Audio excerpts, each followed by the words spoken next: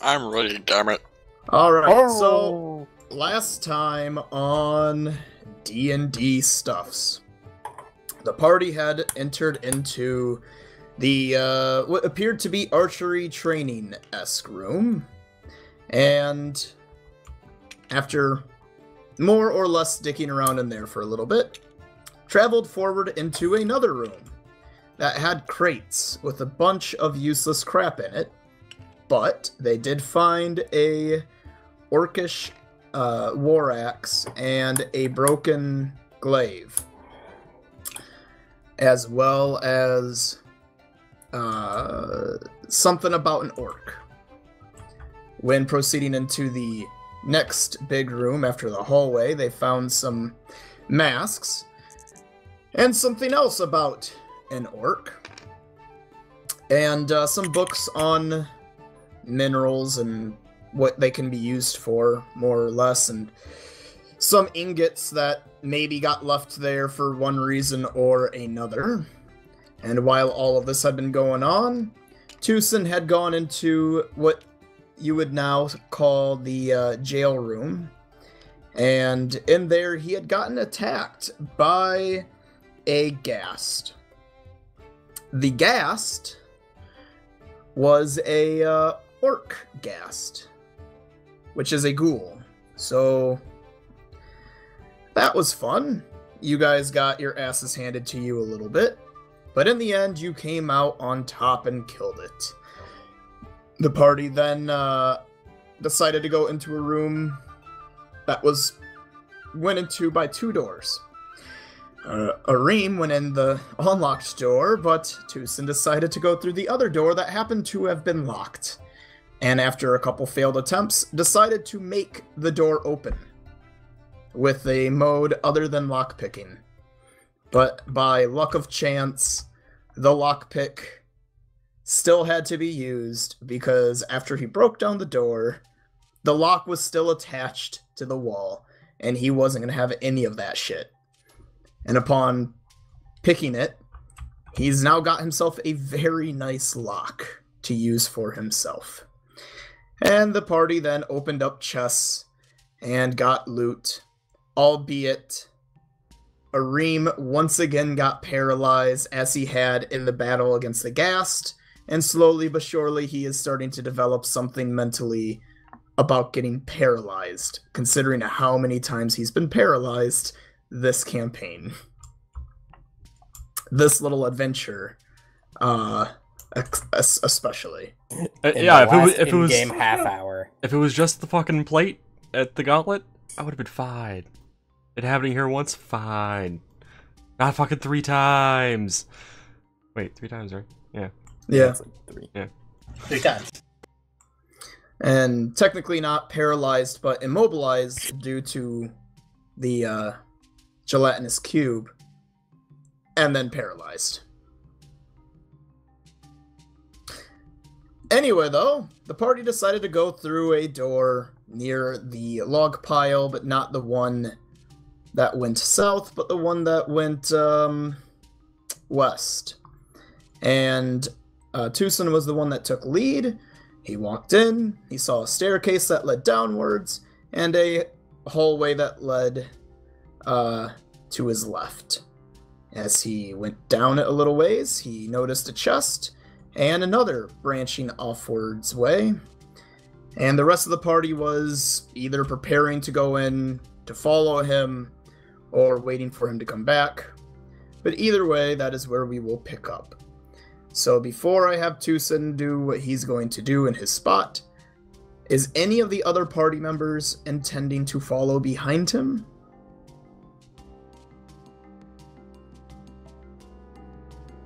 I think we all have to. Not necessarily. You could absolutely split the party if you wanted. That sounds dumb considering what we just bought.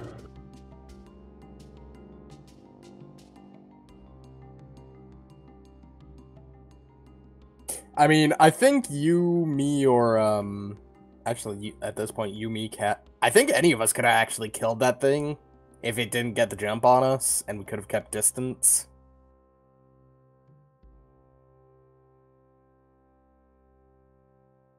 So again, simple question. Is anyone going to go through the door after Tucson? I will go through the door. And apparently not be in the door. No, I wanted to be here. I want to be in the doorway. In front of the doorway, because no one else wants to go, apparently.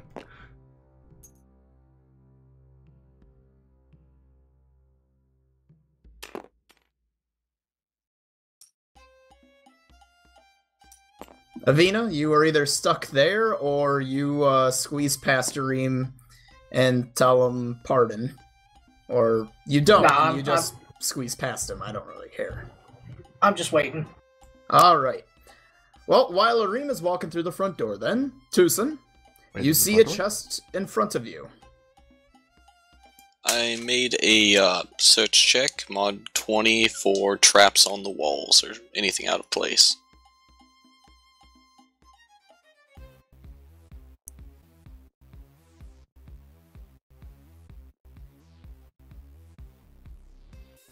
There is nothing.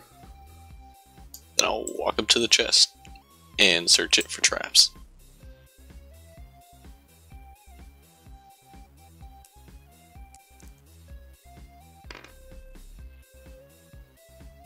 I'm using... Wait, what am I using for this one exactly? Lockpicking, I believe it was? Yeah. Searching for traps? Oh, wait, Oh, searching? no, searching for traps, that's just a, I think it's just a search. 22 then.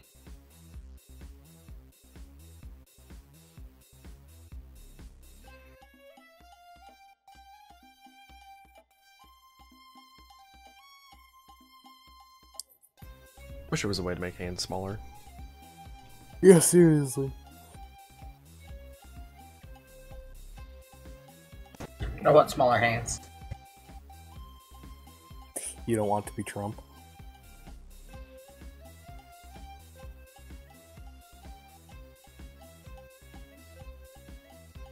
I assume Marcus is looking up to see if this chest is actually trapped or not.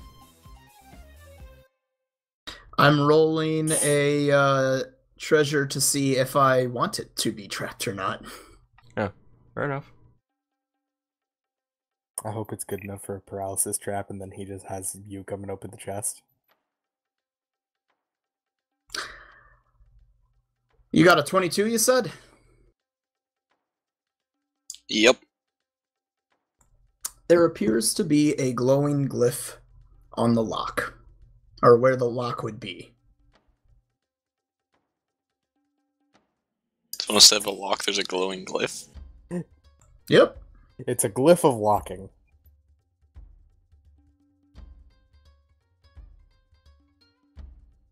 It appears if you were to open the chest, you would break the glyph. In your time as a thief, you absolutely know that this is a trap. And someone has put a spell to go off the moment someone opens this chest. But considering you're not a mage, you have no idea what this glyph is. So it could paralyze you, or it could set you on fire, or it could teleport you. Or it could summon 1,000 butterflies. Or it could summon 1,000 butterflies and you hear a gnomish laugh in the background. Reem? Hmm? I think we need Perthros here. Why is that? There's a chest, but there's a symbol thingy on it that's glowing. I think we need Magic Man. Could we just bypass a glyph? Magic symbol thingy? It looks like the glyph will break if we open the chest. What if we open the chest without opening up the lock? You can try.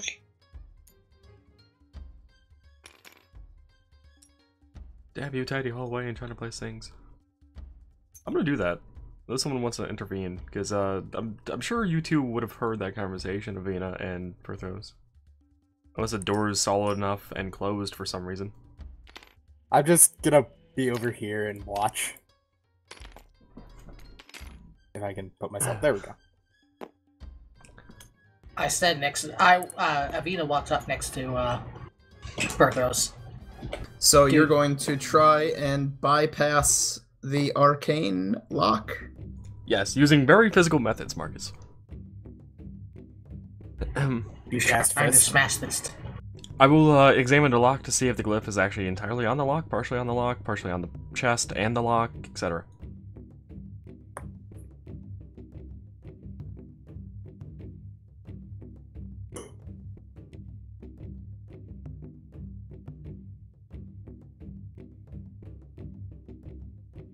So what is it, Marcus? Partially on the latch is completely covered, and it goes onto both the base and the or not the base, the lid. But yeah, I guess the base and the lid of the chest. There is literally no way to just open it without setting off the trap.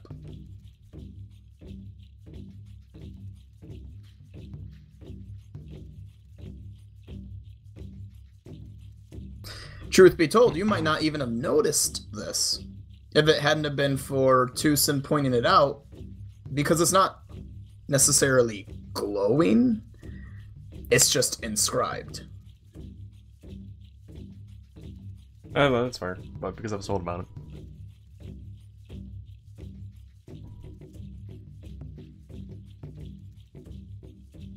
Well,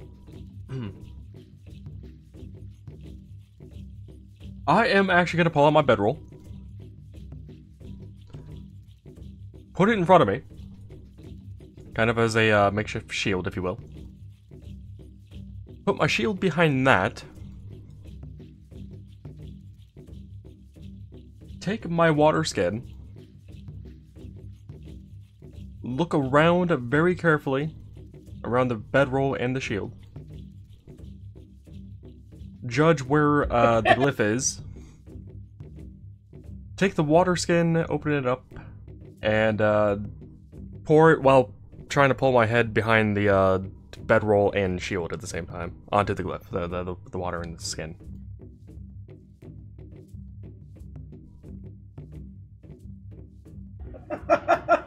What? I don't the think fuck I did I the just whole listen thing. to? What? I'm essentially using my bedroll and my tower shield as cover while I pour water on a glyph. Okay.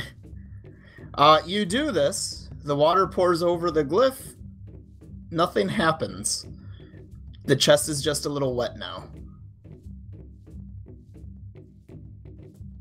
I will peek around the corner then and notice that nothing happens. I will then try to use a little bit of the Everclear.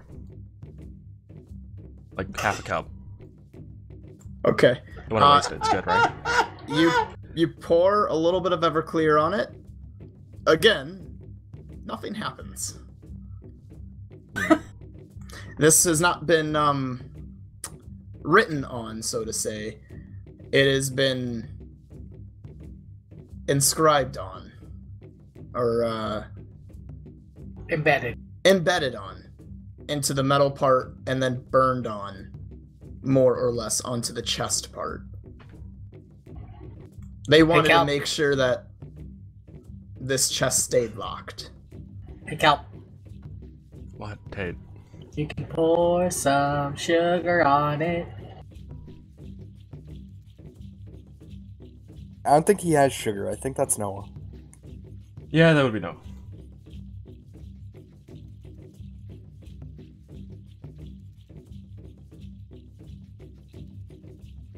Alright. I will put away the bedroll and stop hiding behind my tower shield. So obviously this isn't working. I will then proceed to take out my flint and steel and a candle. Lighting the candle, and I will start burning around the symbol. So you put away your bedroll, and you're... Describe it to me one more time. I put away the bedroll. The tower shield still in hand, though I'm no longer using it for full cover. Is, you know, just kind of on my arm off to the left or whatever. Taking out flint and steel and a candle, lighting the candle, and putting flint and steel away. Candle is now in my right hand, and I am burning around the symbol. Roll me a dex check.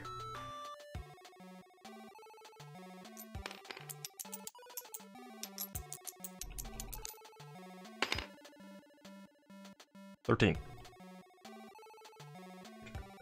Yep.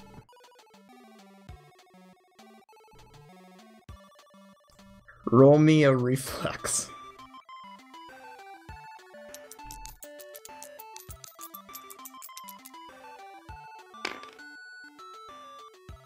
$8. Is anyone behind him, or are you guys both off to the side, Lamb and Noah? I'm staying off to the side. I am absolutely hiding behind the wall. You're not peeking over and looking back there?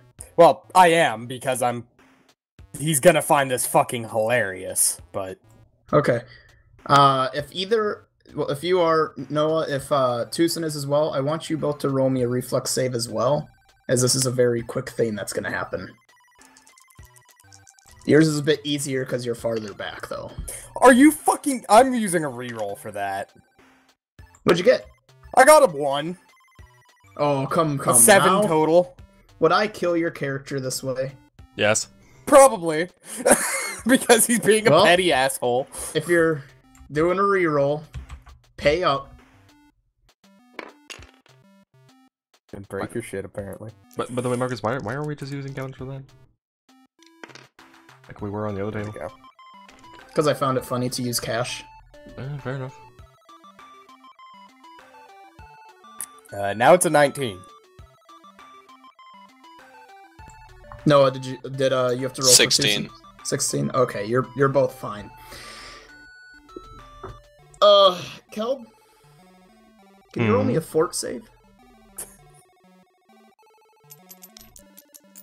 It's a glyph of bearding. 23. Alright.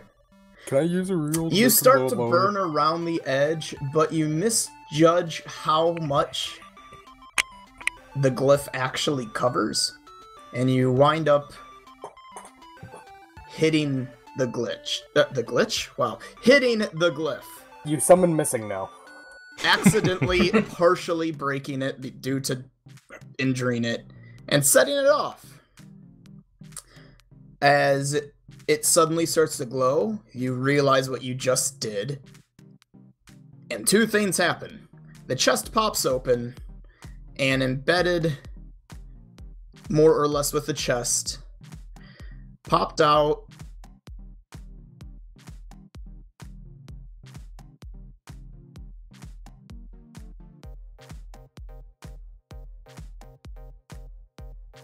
Popped out.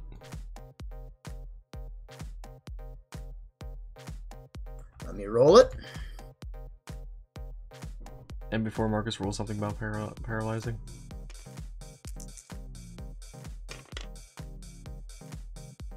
Out pops 37 paralyzing dirt.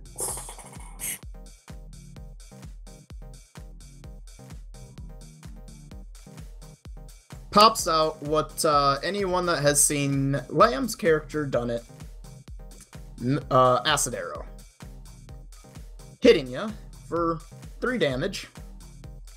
And you will take another 3 damage next round in a couple of seconds. And for 1 damage, a slume of darts pop out of the side behind the chest. 1 hitting you, but you were able to pull it out in time. And you can see something other than a little bit of blood dripping off of it.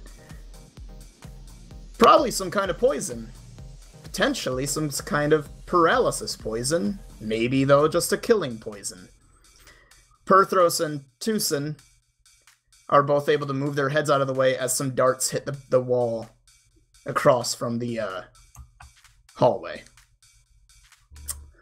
So I took 4 total points of damage, and then like another 2 seconds, I'll take another 3. Correct. And you did not get affected by whatever was on the dart. Alrighty. But the chest is open. Well, I think that went fairly well. Standing, at least. Dewson? You alright? I'm fine. As I just now look back and notice the darts on the wall, but not seeing Dewson anywhere. Spurther was now looking around the corner as well, by the way, after the darts went by. Lamb, what does Perthros do after he moves his head out of the way as darts fly past, hitting a wall, maybe sticking in the wall a little bit, and he's looking? Once Arim says something, he'll poke his head back around and is like, is everyone alive? Believe so, a little hurt.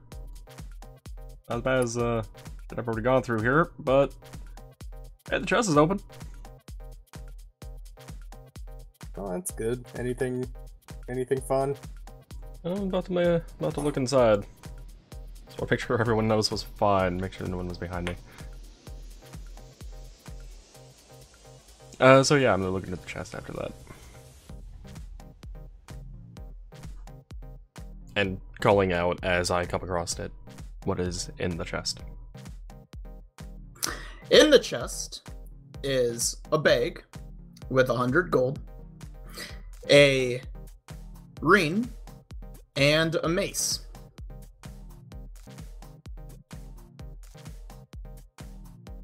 Do you wish to examine either? I will examine the mace first.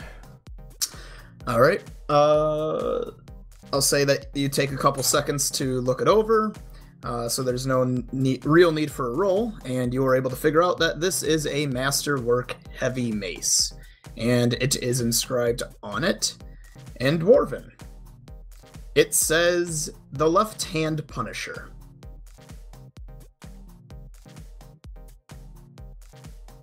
Will that phrase or inscription mean anything to me? To your character, it means nothing. To you, it gets a bonus. I don't know what a mace does. Hang on. I mean, you don't know what a mace does. Actually, you know what? Along with it being masterwork for that bonus. 1 minute.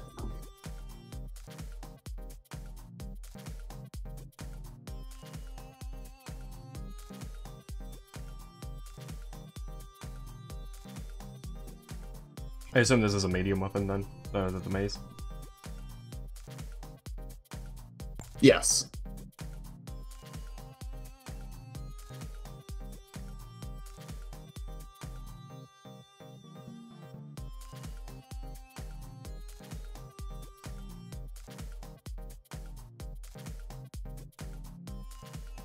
Not made out of any special materials. Doesn't appear so.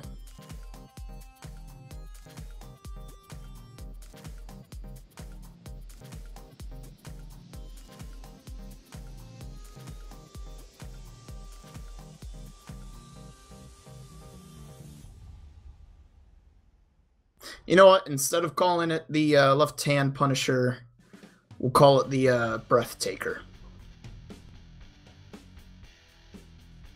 And what it does is if you call shots specifically on the chest to specifically knock the wind out, well, not specifically, but essentially you're hitting someone in the chest to knock the wind out of them, it takes away, or it adds a +2 to hit. So in theory, it takes away any penalty for a called shot on the chest. Got it. +12 to hit via chest. No. Called to hit is that people are saying is like a -2. Really? I'm used to it being -10. -10 is like ear, eye, neck, heart. This is just specifically to hit him in the chest, not to cause a heart palpitation, just to knock the wind out of him.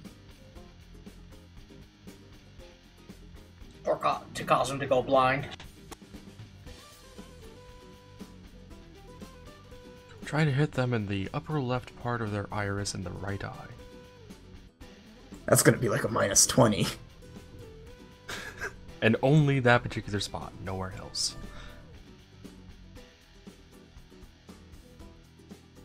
So yeah, there you go. Masterwork, heavy mace, medium, the breath taker.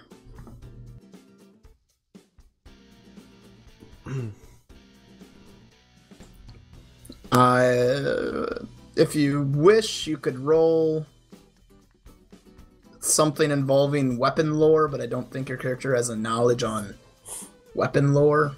But he can't cast the wish spell. Yeah, my character doesn't have knowledge on anything, whereas...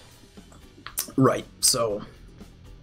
Otherwise, this is absolutely something that we can make up a story for. Because it has a name. Ain't that right, J.R. Tolkien and elven weapons in The Hobbit? Anyway. Right. I'm just gonna roll an intelligence check then to see if I can recall anything about this name. Maybe I may have heard something randomly or read something during my training becoming a blacksmith. Sure.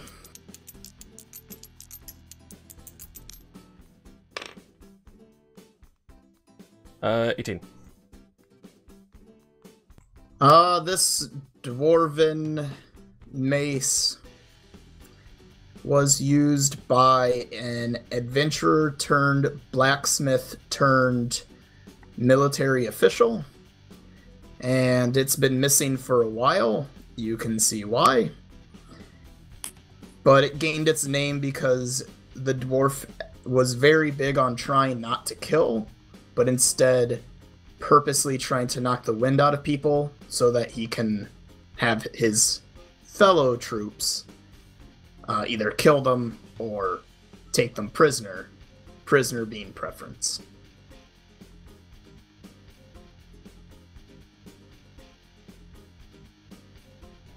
Alrighty. After examining that, I'm gonna check out the ring.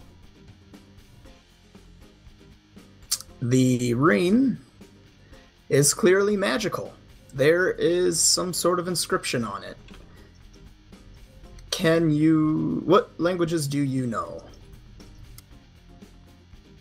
Well, besides the obvious of common, Dwarven or an Orc?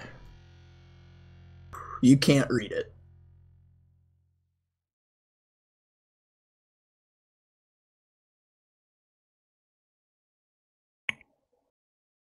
Okay. Can I determine what kind of metal the ring is made out of? And does it have any gemstones in it? We'll say it's gold, and it has no gemstones in it. No, we'll give it a topaz. Not very big, but it's there. It's a topaz. Flawless, flawed, chipped. This isn't Diablo.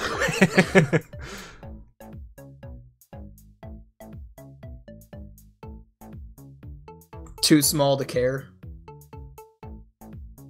Alright.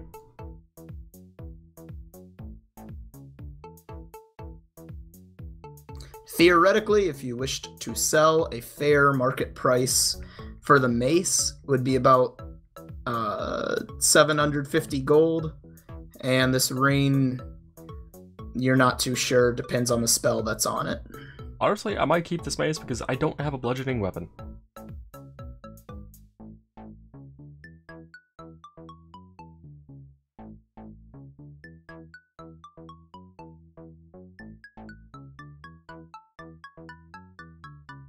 If you wish to figure out the ring, you do always have a mage in your party.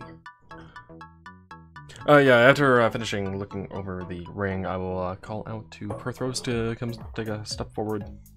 If you wouldn't mind, please. I got a ring here. Not sure what the hell's going on with it. And then suddenly more darts come out. No.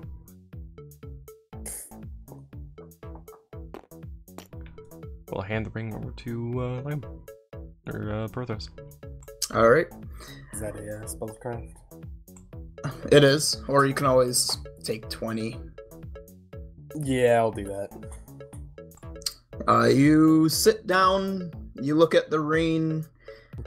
What languages I'm just do gonna you take know? it. It's like I'm gonna be a while with this.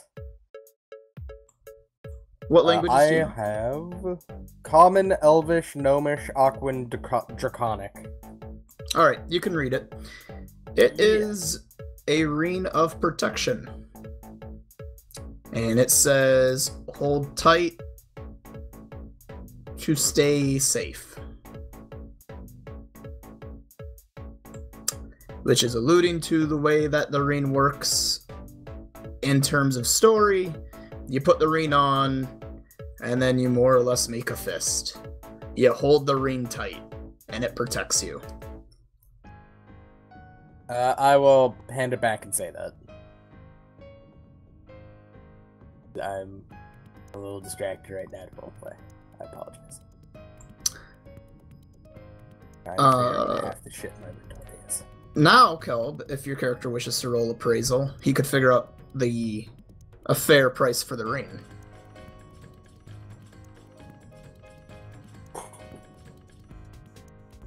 Yeah, second. By the way, it's a ring of protection +1. What did protection do again? Is that just like 1 to AC? Or have RPG games like influenced me too much on that? No, I think that's right. Except it might also cast the shield spell with the way he's saying it, because it sounds like it's a charged item. This ring offers continual magic protection in the form of a deflection bonus of +1 to +5 to AC. That is the mechanical. Okay. Does Perthros know how that works? And did he forward that?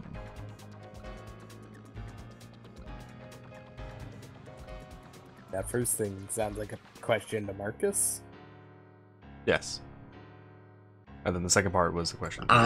Right. He knows how to... Well, it could be that it's actually always giving you a +1, and there's a secondary effect within it when you hold it tight in some way that he doesn't assume, but as far as his character has assumed, this ring is something that you put on, and as long as you have it on tight, in other words, meaning it's not around your neck on a chain or it's in a pocket, then it gives you a +1. Or I was about it to protects say, you. I was about to say, if you have that, a ring meant for your finger on your neck, it's probably on pretty tight. Might have a little bit of trouble breathing then. Nah, you just gotta get one of those holes in your neck that you get for smoking. And you gotta put the ring up above that.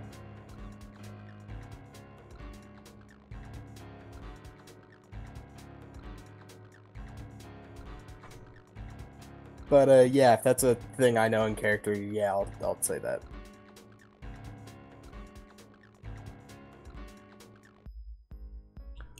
And what did you get on appraisal?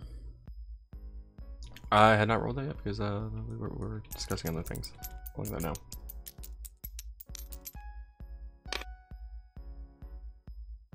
now. Uh, 16. You'd think that you could probably sell this for about 2,000 gold.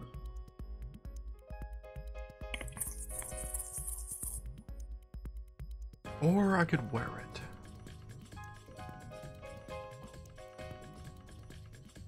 Actually, I'm gonna try that. Does the ring fit? Over your gauntlet or under your gauntlet?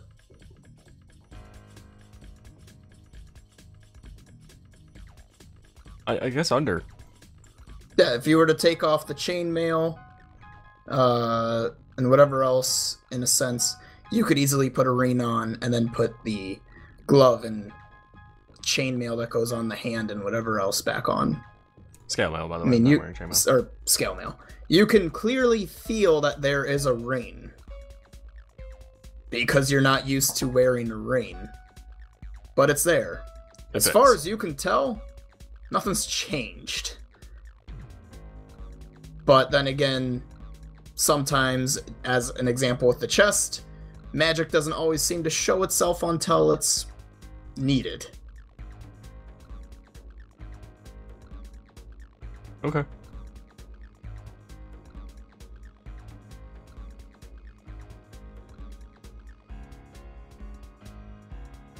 But while that was going on, what about Avina and Zephyr? Do you guys just kind of hang out and wait while that was all going on? Do you want to go check out one of the other doors?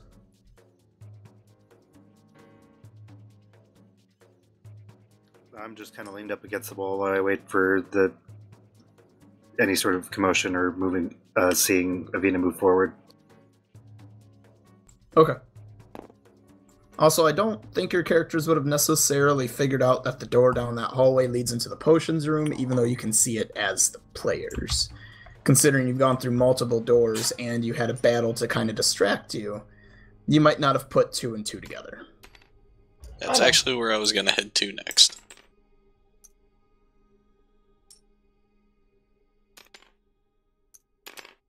I'm gonna watch Noah. I don't trust those. This place is trapped up to high heck. I don't trust these stairs. Is the door locked? It is. This lock does not look as good as the previous one did. 18. And you unlock it. I slowly open the door.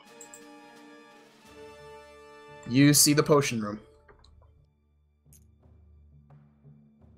I quickly look up and look all around to see if there's a slime. There is no slime.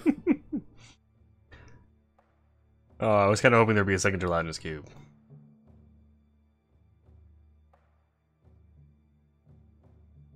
I'll relay to everybody that this room leads back to the potion room.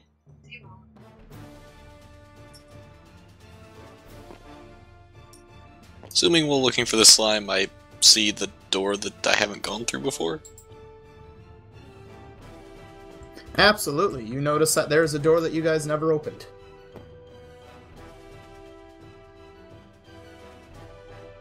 I'm sorry, my dog is snoring right now. He's hilarious. I have heard exactly one evil snore like that. I'm gonna go to the door and try and open it.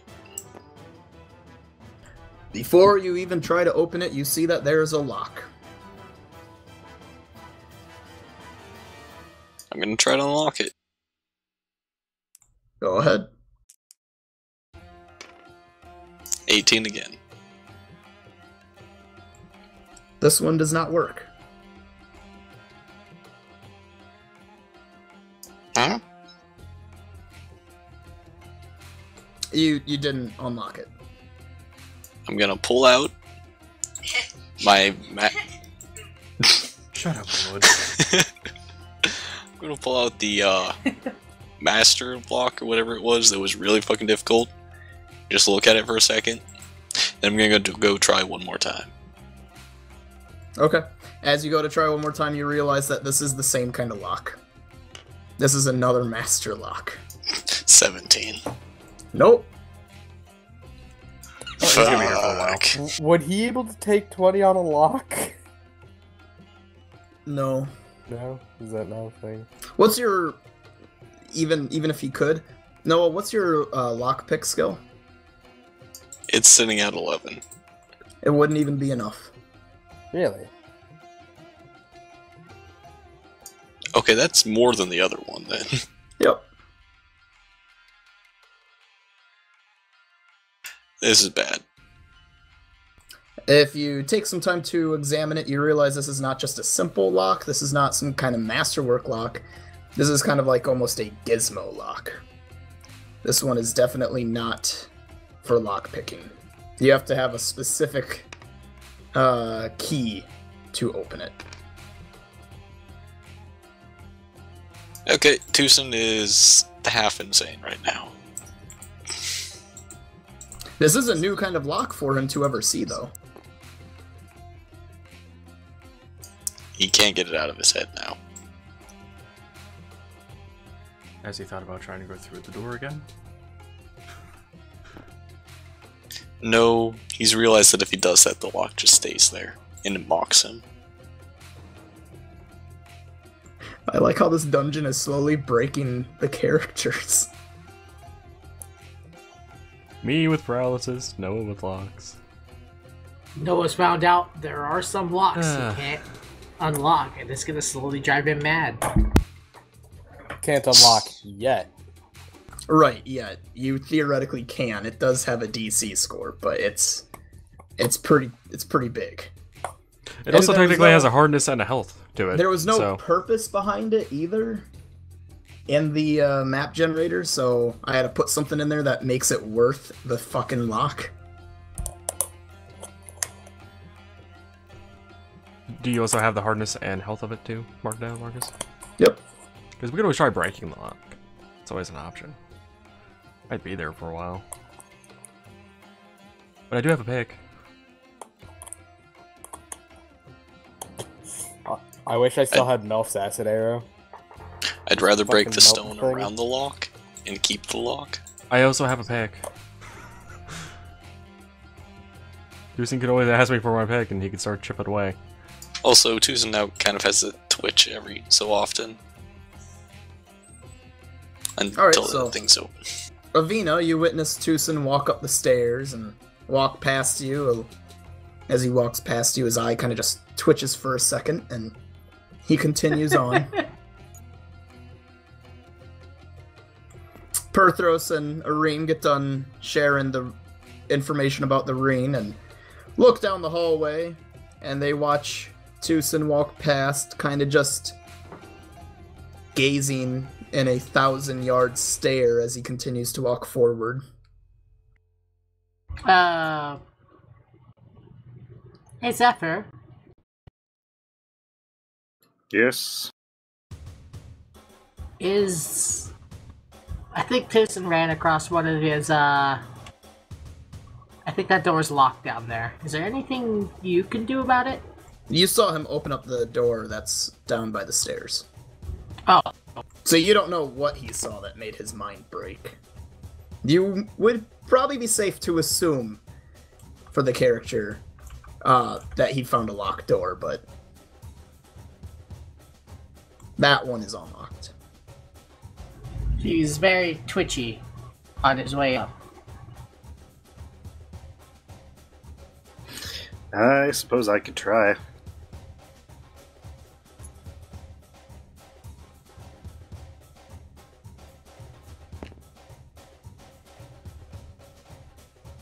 You see the door.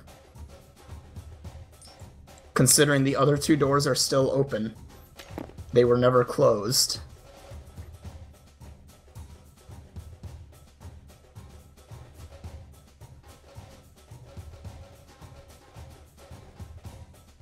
This just in. Our entire party was born in a barn. Thank you, Lamb, for saying that. I was thinking it, but I was muted and I just mess around with my hair. So, yeah. So go ahead and roll lockpicking if you have it trained.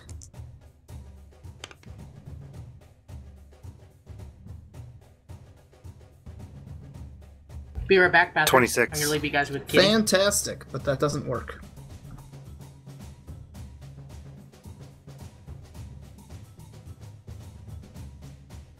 You take a second to look and you realize this is not a normal lock, and you are not trained for this kind of a lock. You don't think you could pick it, or at least as you are now, pick it with your get up.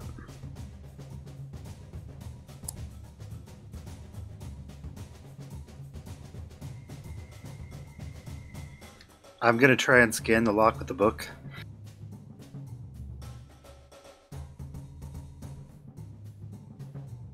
Okay. You open up your book to a blank page, you press it against the lock. A picture of the lock forms and seeps into the book. You wait for a second, and the book creates a page for the lock, telling you that it is a masterwork. Give me a minute.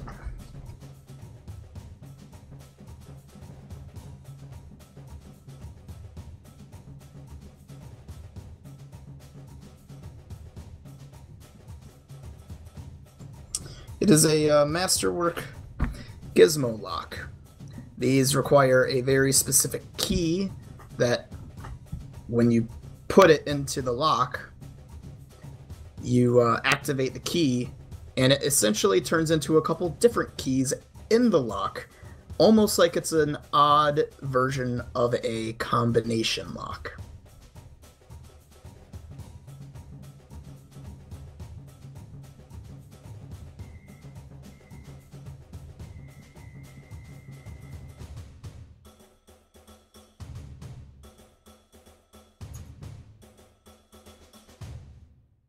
And there goes number 2. Taken down by the lock. I head back up to the group, and I'm just like examining the images and reading through the text and just thinking through it. So Alright. it was a lock then. I take it. An interesting one. Oh my god, and bam. Shut Yeah, up, that I'll would do about it. do it, Tucson. I've noticed he has kind of an affinity for doors and chests. It's maybe more of an affinity for freedom. Well, while that's going on, I assume me and Perthros head back out and maybe follow Tucson. I'll probably I suppose. let you squeeze by at some point. We'll follow after. We'll follow after. So Cal. Who's Does next? Perthros I am? not follow? He is. Yeah. He's letting Arim go by first. Gotcha. Because he knows he probably shouldn't be second in line.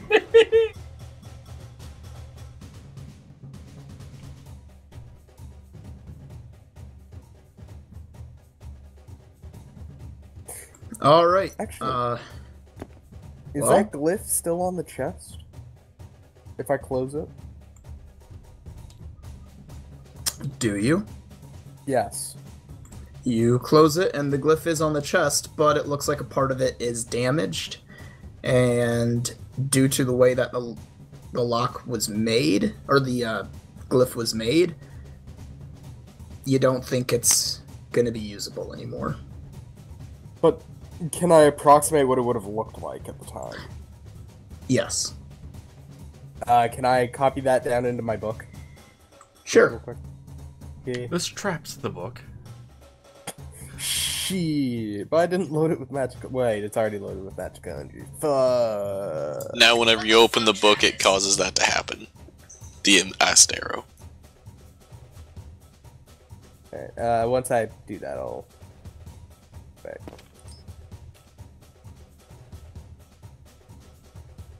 Alright, well, as the party heads forward, Tucson taking lead, you come down and, let's see, what room is this? Alright.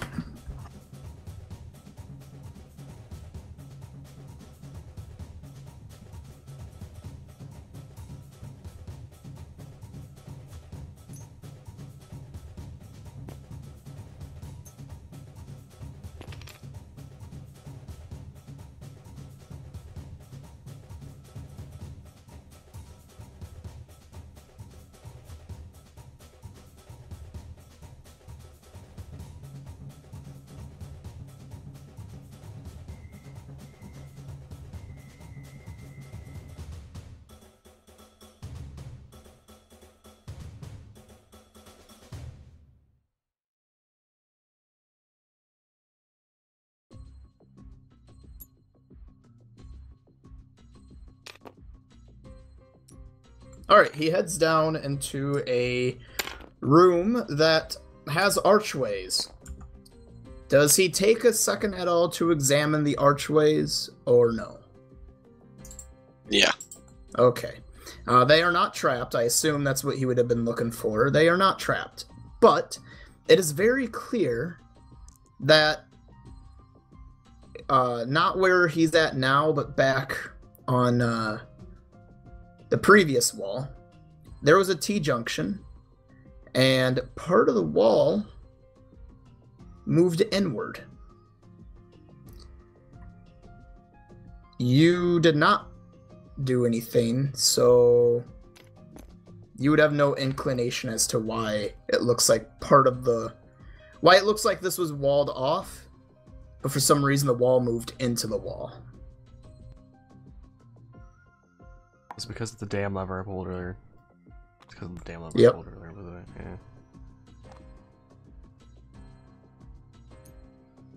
But he can see that far in. This room is not very well lit. There's some dim torches in the room. They started to light up, and then they just dimmed down.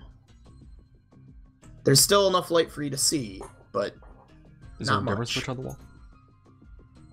There is not. When Arid comes down, he sees Tucson standing there looking into a barely lit room. And he also notices the scratch marks on the floor going into the wall and has a moment of aha, realizing that this might have been that noise he heard earlier when he flipped a switch. Well, as I come forward closer to Susan, I will kind of mutter, "Oh, so that's what that lever must have done."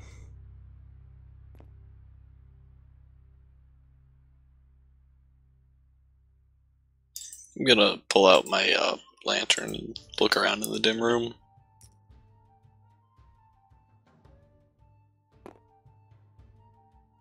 Alright, he walks in and he looks around in the dim room. It looks like a very empty room, but to his right, he sees some pillars.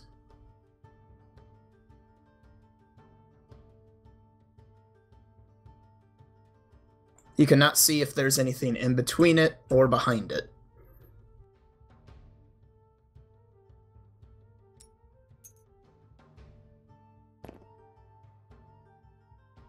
But there is a door.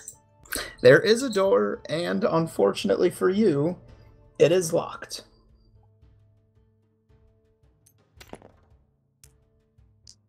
Rolling to open. 24. Or no, it is not locked. When he tries to open it, it feels locked.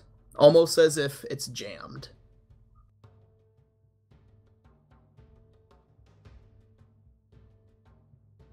So instead of that, just give me a good old strength check.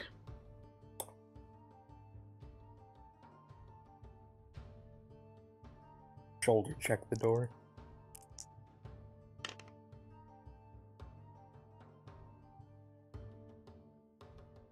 $16. As he tries to open the door and realizing that it won't, Tucson decides to give it a little bit of a shoulder check as he tries to open it. And it moves a little, but ultimately, Noah died.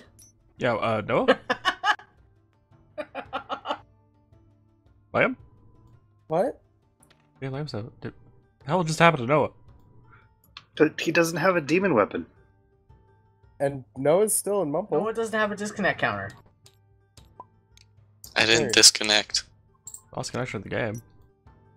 Or you disconnected from the game. My mouse stopped zooming in, zooming out, and everything. I had no control, so I just exited. You'd fucking say shit to us. Gotcha. Alright, he shoulder It's funner checks that it. way. It kind of moves like a little bit, but then as he lets up thinking he must have got it, it just recloses itself. He thinks one more harder push might open it.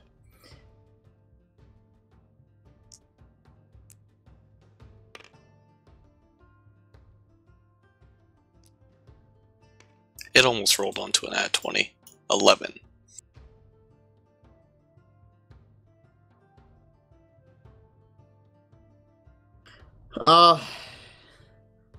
He didn't quite hit it as hard as he wanted. Tucson's footing slipped a little bit.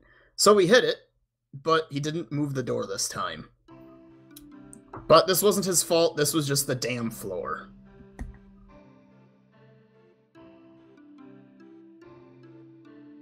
You could try again. You really want me to open this door? No, well, I assumed Tucson would. He just found a locked door. 18. Alright, this time he takes a deep breath, remembers the door in the other room with a lockpick he couldn't get, and breaks the door open. So is Arid just watching me for the 18 seconds this takes? Yeah, he just stands into the archway, looks at him, watches him go to a door, and just start throwing his body at a door. I walk a bit closer. The door breaks open. The door is still attached, but there's no way this thing is latching shut again. Not without being fixed. I'll take a look inside. And I'll walk right back out. Alright, he walks in, he walks out, nothing happened. Do you want to do that thing again? What thing? There's a chest in there. Is it trapped? Yeah, why didn't check? Do you want me to check? If you wouldn't mind.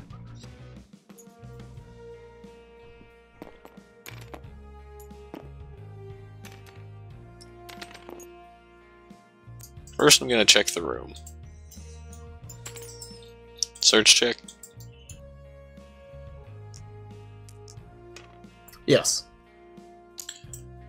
15.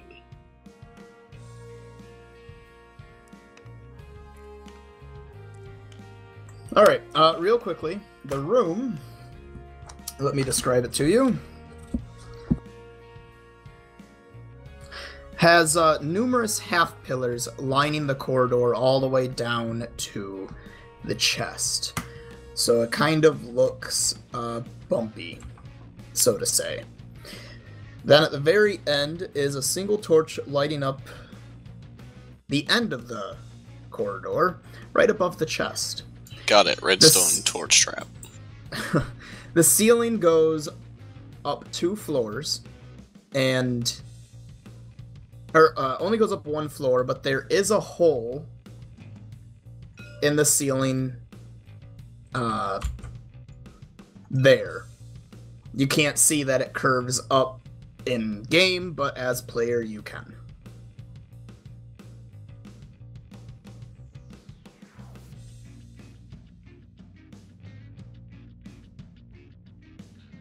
So as far as you're aware, you can't see a trap where you're at, but you can see a hole in the ceiling, and there's a lot of blind spots due to these pillars.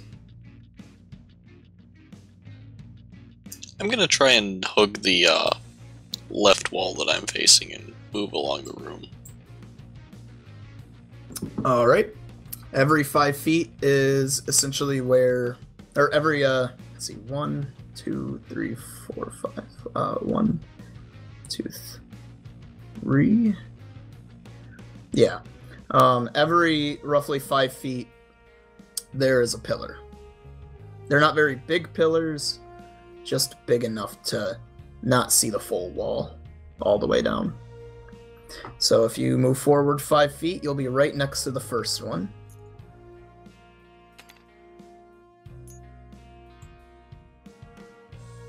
Marcus, if there's one thing we've learned this far is that tiny hallways using these tiles suck. Yeah. That's why the later maps, I want to use the bigger board, and I'm going to use pieces that aren't 0.5. They're going to be 0.75 to 1.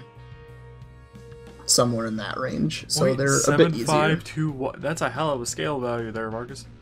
Yeah, I know. Roughly twice the size, give or take, is what I'm saying.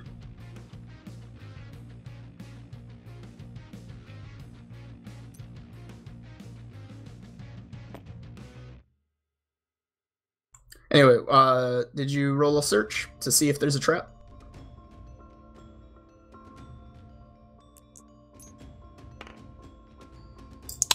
Uh, 14. Alright, you see no trap, so you take a step forward.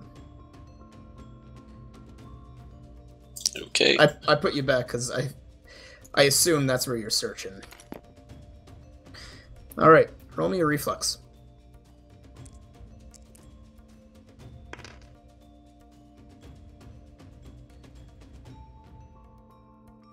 .24 reflex.